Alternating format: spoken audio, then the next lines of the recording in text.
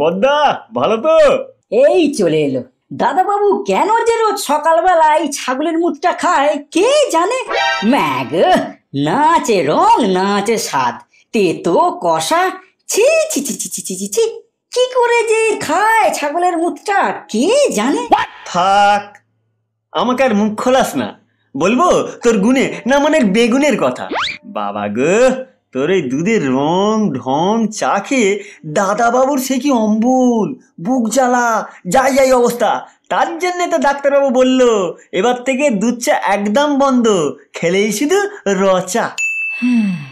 সে যাই হোক, ডাক্তার যাই বলুক, আমার মতো স্বাদ দাদাবাবু আর কোথায় পাবে। আগে রোজ সকালে দাদাবাবুর আমায় ছাড়া চলতোই না। আমাকে না পেলেই দাদাবাবুর মাথা ব্যথা হতো।